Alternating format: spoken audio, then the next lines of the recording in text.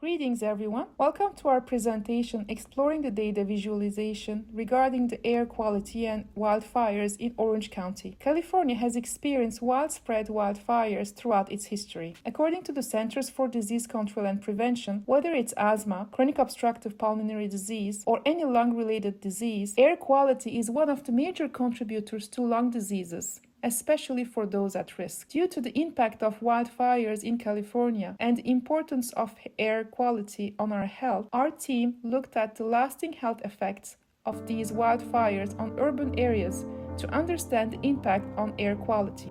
Our team members felt very connected to the health-related issues that people living in California experience, and therefore we chose to address this topic. To narrow our research, we chose to assess the air quality data from a specific region that has been in vector areas for wildfire air pollution. So we decided to focus and collect data on Orange County, California, since this region has experienced increased wildfires. We narrowed down our research further by focusing on the last decade from 2010 to 2020 to compare the frequency of wildfires and the effect on air quality over the previous 10 years. Our team members include Dayo, Abels-Sullivan, Elizabeth Conway, Grant Gunderson, and myself, Rosine, Bingol. We will be presenting you with our data selection, data analysis, design process, insights and implications, and our discussion and conclusions.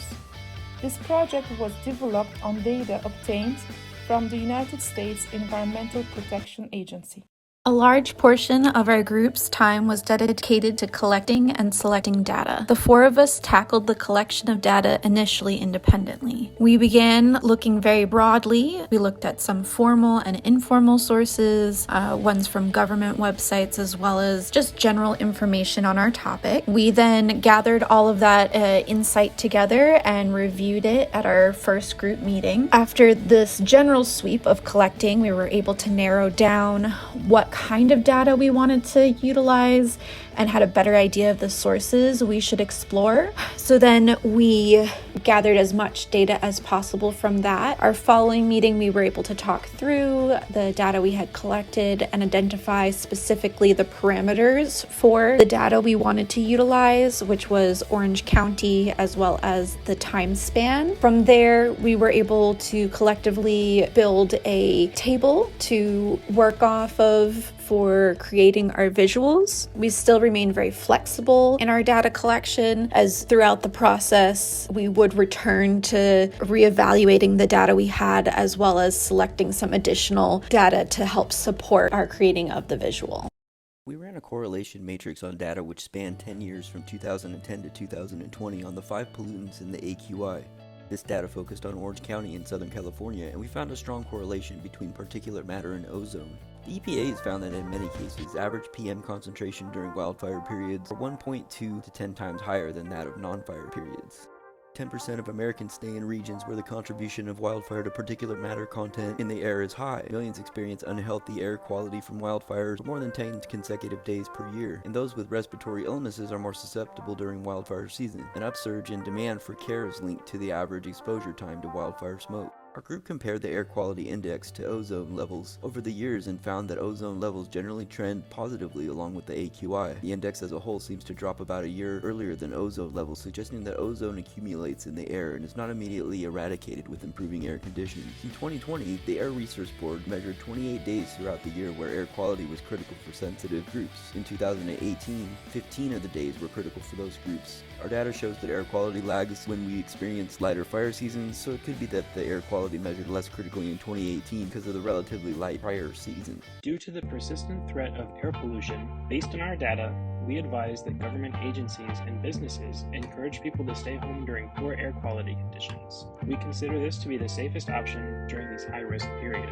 This was a great learning opportunity for information visualization. Collectively, we grew by facing different challenges in the process. Early on, we struggled with finding clear and consistent data. Reliable sources were identified, but it took a great deal of searching through sources and analyzing existing visualizations to finally collect the actual numbers. It was also a challenge to find data that fell within consistent parameters when looking at multiple sources. Initially, we ruled out some good sources because they were outside of the time frame of 2010 to 2020, or were relevant to the United States as a whole and not specific to Orange County, California. Finally, An unexpected challenge was correctly interpreting the data we collected with data collection. Additional research was needed to understand what PM10 or PM2.5 meant so we could properly, ethically utilize the data. That had its frustrations since we are information professionals and not scientists. Still, we learned a lot about summarizing and getting the general idea to create reliable graphs. We overcame the challenges in the design work together. That is where our group truly shined. We held weekly meetings and everyone actively participated in the discussion. In between meetings, we communicated via Google Chat when problems arose. Our group was eager to help each other out